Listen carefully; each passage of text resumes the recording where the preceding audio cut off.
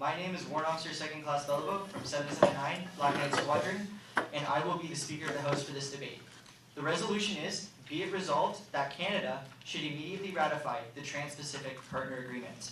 The government will be represented by 800 Black Forest Squadron. The Prime Minister will be represented by Flight Corporal Nabar, and the Minister of the Crown will be represented by Flight Sergeant Cornel. Correct? Close enough. The opposition today will be represented by 724 Midland Lions Squadron. The member of the opposition for this debate will be Sergeant Bennett, and the leader of the opposition will be represented by Sergeant Lethbridge. I ask that all cell phones at this point and similar devices are switched off. This debate has officially begun, and I invite the Prime Minister to make his opening speech. Thank you, Mr. Speaker. Good morning, Mr. Speaker, members of the House, honorable judges, and most welcome guests. The government, myself, and my fellow colleague strongly believe that Canada should immediately ratify the Trans-Pacific Partnership Agreement. Mr. Speaker, the government would like to commence this debate by first defining the terms of the resolution. Be it resolved that Canada should immediately ratify the Trans-Pacific Partnership Agreement.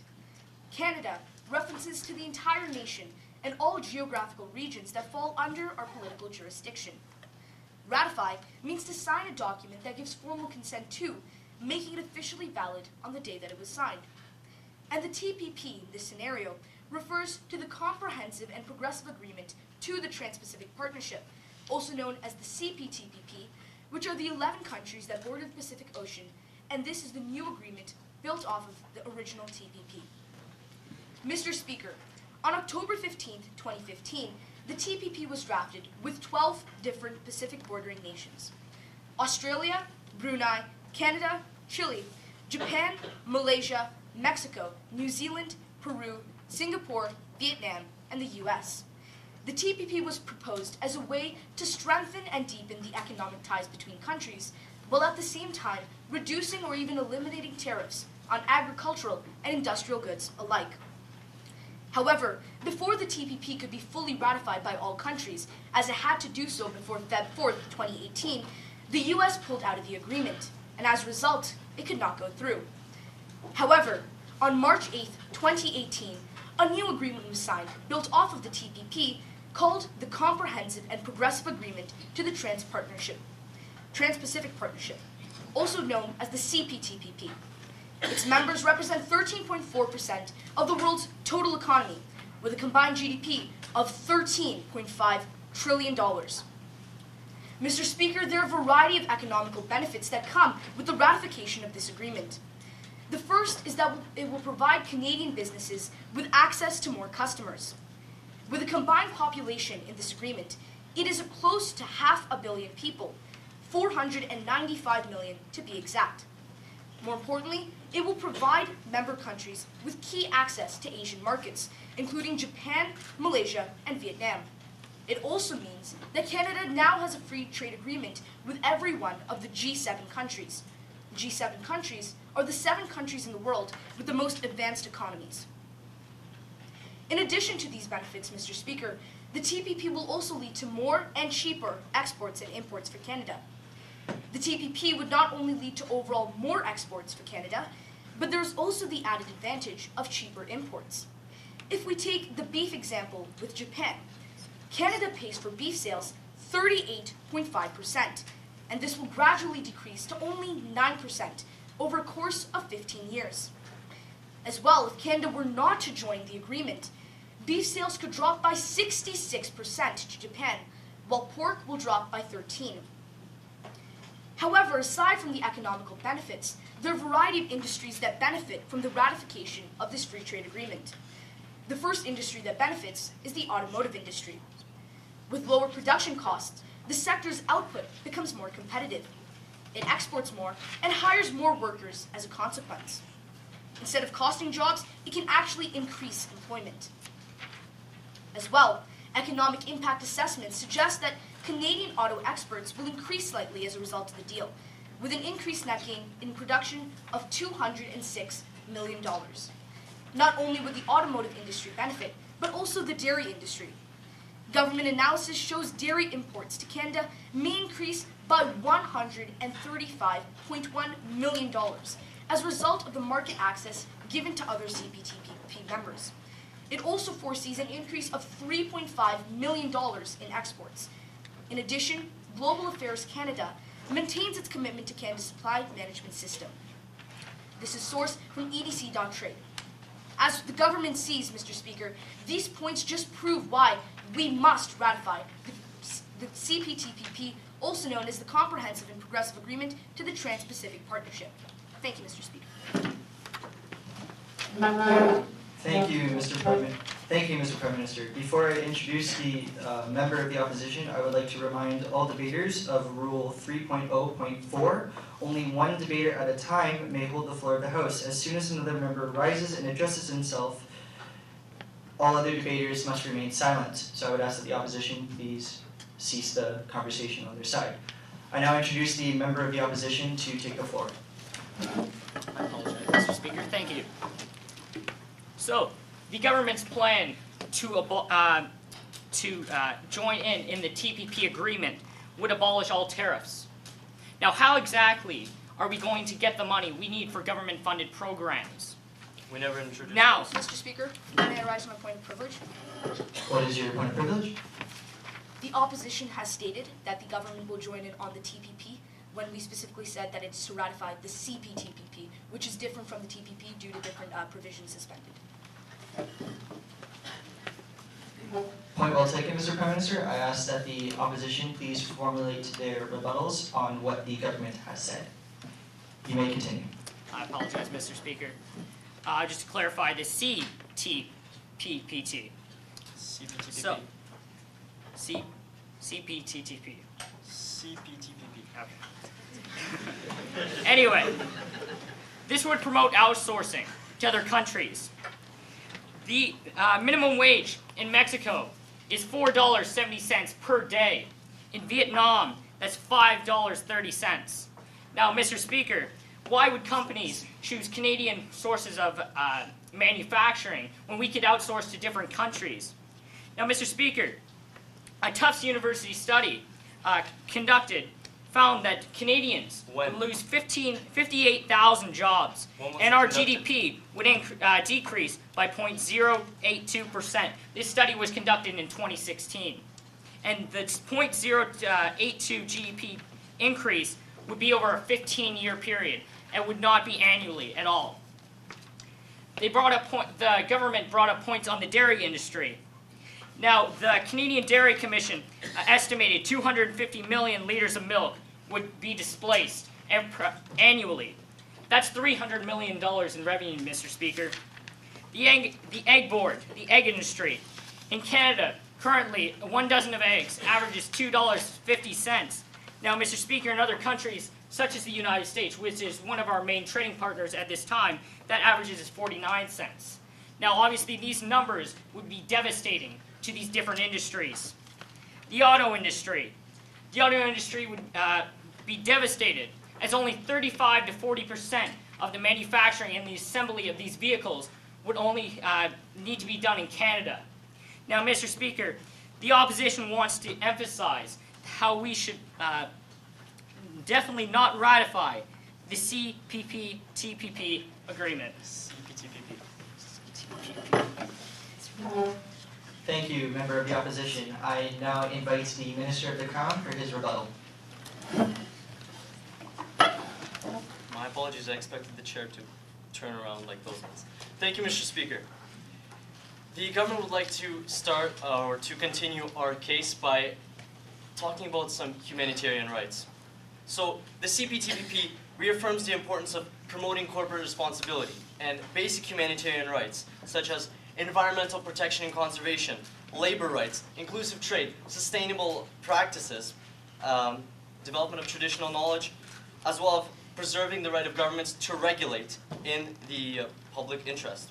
So this agreement has a comprehensive chapter on obligations to protect labor rights of workers on their internationally recognized principles and rights, preventing parties from deviating from such to gain a profit, and ensuring that laws provide acceptable conditions of work, minimum wages, hours of work, as well as health and safety regulations.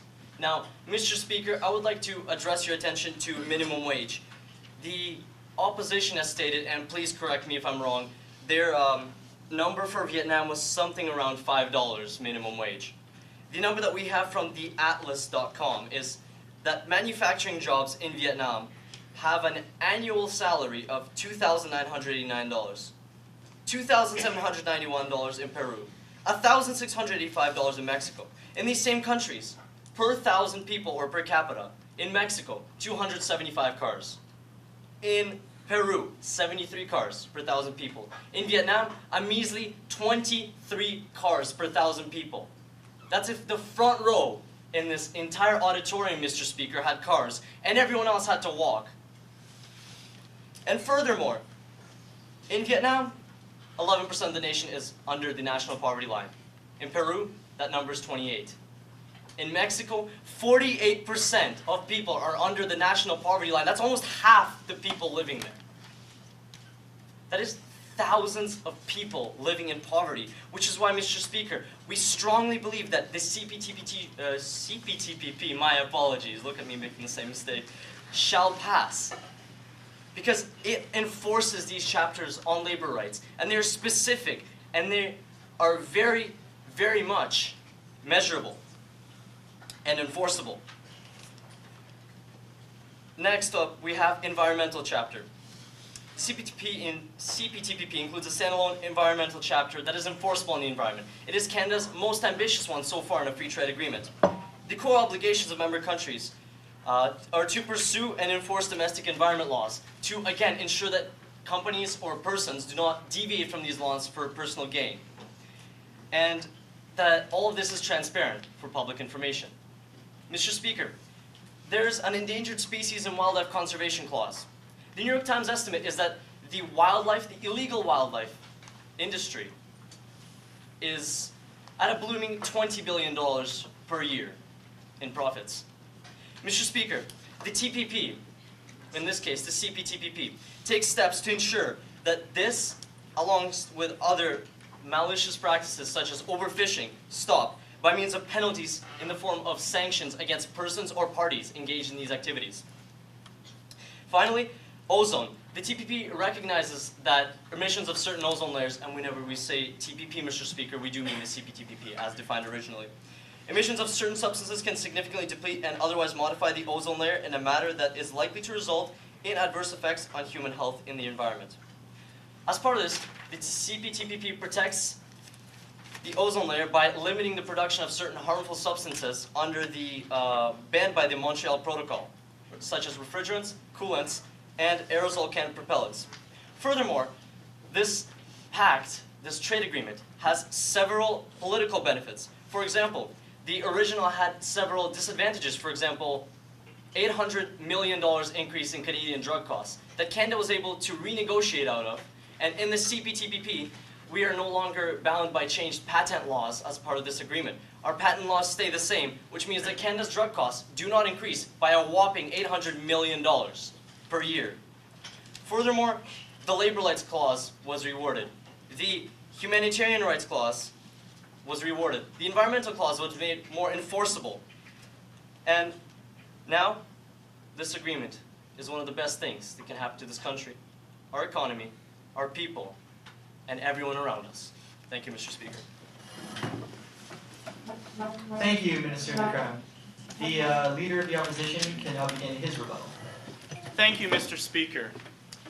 Mr. Speaker, I'm having a hard time understanding how the CPTPP is going to have... Let's call it the TPP. The TPP is going to have a good impact on Canadians when foreign countries are getting increased labor. Mr. Speaker, Canadian people will lose jobs. Maybe, yes, consumers will get a few cheaper cars because of outsourcing to such places as Japan, which already makes up the majority of the auto industry imports. Mr. Speaker, without tariffs on these imports, there will be no competition. There will be no free trade. Correction, there will be free trade, no competition. There already is massive competition, Mr. Speaker, and without it, there will be no competition. All this outsourcing will cause cheaper imports to cars, meaning thousands upon thousands of manufacturing jobs in the auto industry alone will be destroyed. More 58,000 companies, in more the first year alone, Mr. Speaker, in the auto industry. Not to disclose, correction, not only to say that the dairy industry, which makes up quite large percentage of our GDP capita, will lose 250 million liters of milk in the first year alone. $300 million of revenue gone in the first year, Mr. Speaker. Where's that milk gonna go? It's going to be gone, Mr. Speaker. It's going to be outsourced to foreign countries. We're deporting cows now? Mr. Speaker, when the government puts free trade on imports, which from countries such as New Zealand, which makes up a large portion of the dairy market, we will be importing a lot more milk, which will be a lot less competition, Mr. Speaker. Now, we would like to iterate a counter plan to strengthen the ties with the North American Free Trade Agreement. Mr. Speaker, now that the United States is out of the TPP, as we know, which is completely changing the agreement, they also wanted to change the ties of NAFTA. We should be focusing our ties on NAFTA, Mr. Speaker. As for NAFTA, the United States makes up the majority of the economy of the world. China also makes up the majority of the economy. These two countries alone make up the most economy in the entire world. Why are we focusing on countries such as Vietnam, Mexico, and Peru, Mr. Speaker, when we should be focusing on our strongest trading partner in the world, the United States, our border? It borders us, Mr. Speaker. If we have free trade with the strongest economy in the world, Mr. Speaker, that will get us, our economy, growing insanely compared to what the TPP will do. As we know, How? TPP, I'm referring to the CTPP. CTPP. Mr. Speaker, NAFTA will open the doors to the biggest, strongest trading partner in the world, the United States. Rule 131. Mr. Speaker, if we do not open the doors to the United States and we open them to other countries such as Japan, Peru, all these countries, all the corporations will outsource their products all over the world to get cheaper products so the Canadian government can import cheaper things, lowering prices for consumers, but getting rid of manufacturing jobs, other jobs in the dairy industry, other jobs in the egg market. All of this will collapse, Mr. Speaker. We're going to lose. This will lose, Mr. Speaker. Our economy does not go up. How does our economy go up if more people are losing jobs, Mr. Speaker? Consumers do not win if they're not employed. That's why this resolution must not succeed. Thank you, Mr. Speaker. Thank you, Leader of the Opposition. Before I invite the Prime Minister to do his final rebuttal, I would like to remind all debaters that the Prime Minister's final 2-minute speech is protected time, and therefore there will be no heckling during this time. Mr. Prime Minister, you now have the floor. Thank you, Mr. Speaker. Mr. Speaker, the government would first like to go through a few rebuttals of the points made by our loyal opposition. The first is the point that in the automotive industry, a lot of the jobs will be outsourced to Japan because of the cheaper cars and as well the parts. But as the government has stated in a study conducted by Mechleans.ca, with lower production costs, the sector's output in fact becomes more competitive because it exports more and hires more workers as a consequence. Instead of costing jobs in the auto sector, lower import costs actually increase employment. Just for an example. As well, the government would like to reiterate our points of how the CPTPP has a wide range of benefits, expanding different industries and different topics. For example, the economic benefits, as stated before, with access to more customers, with as well benefits to the industry, not only in the automotive, but also the dairy industry. As we also stated that it will gain $135.1 million as a result of the market access given to other CPTPP members. Besides from the economy of Canada, while the opposition has pointed out that some jobs may be lost because of the agreement, in fact, a lot of more jobs will be created, and the economy will be boosted because we're doing trade with so many more people. It strengthens and deepens economic ties, not only for 5 years or 10 years, but for forever how long it will last. Because now these specific bordering countries will have strong relationships with Canada. And furthermore, we'd like to reiterate the humanitarian benefits that come with the TPP, from labor rights to minimum wages, and as well the environment, our earth, that we must protect, from the ozone to overfishing to the selling of illegal animals. All of this comes under the chapters of the CPTPP, which is why the government strongly believes that we should ratify immediately. Thank you, Mr. Speaker. Thank you, Mr. Prime Minister. This does conclude the debate. However, to give the judges a little time to collect their notes, I would like to take this time to introduce and thank our timekeeper for the day. So if you'd like to stand up and introduce yourself to the crowd, Flight Corporal Chowdhury. Pardon? Chowdhury. Chowdhury. Flight Corporal Chowdhury, thank you very much for keeping time today.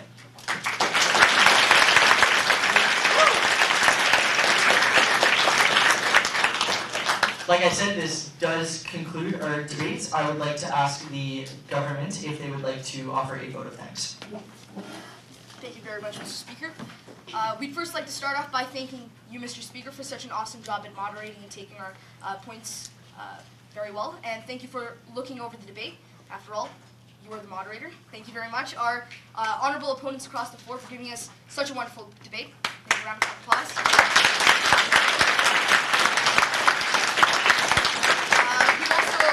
We'd also really like to thank our parents that came out to support us today, that drove us here, that helped us emotionally, mentally, always making sure to remind us that we should always put in our best effort. And of course, our escort officer, Lieutenant Radford, thank you for being here with us. And finally, well, the judges, our esteemed judges, for monitoring our debate, for marking it, for making sure it's judged fairly. And thank you very much for a wonderful debate, and thank you to all our audience in the gallery.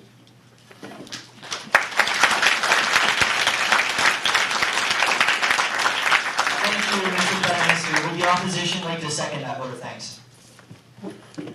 Yes, thank you again to the Mr. Speaker. Thank you very much. Thank you to the government who put up a good fight really well. Thank you. Couldn't have done it without you guys.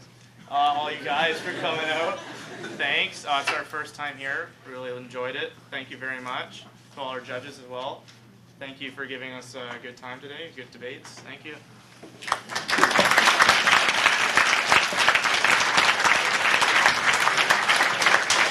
Thank you, Leader of the Opposition. Thank you, Government. Thank you, Opposition. Thank you, Timekeeper. Thank you, cadets, parents, officers, judges. I now declare this debate to be closed.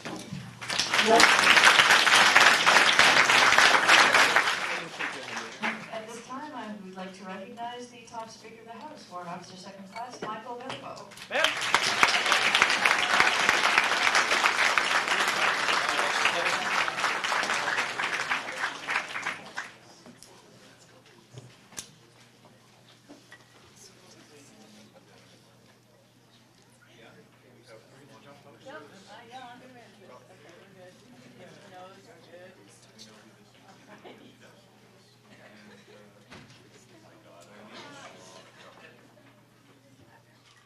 So, third place team is Team Juliet from 246 Squadron.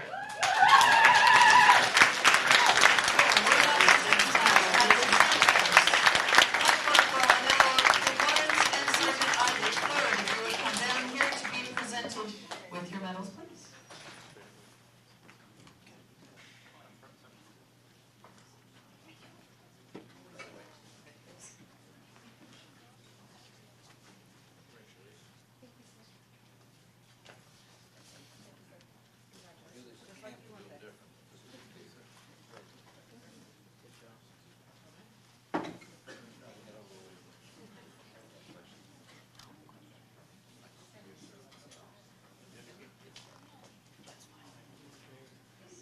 Second place is 724 Squadron Tango, making first place 800 Squadron X-Ray.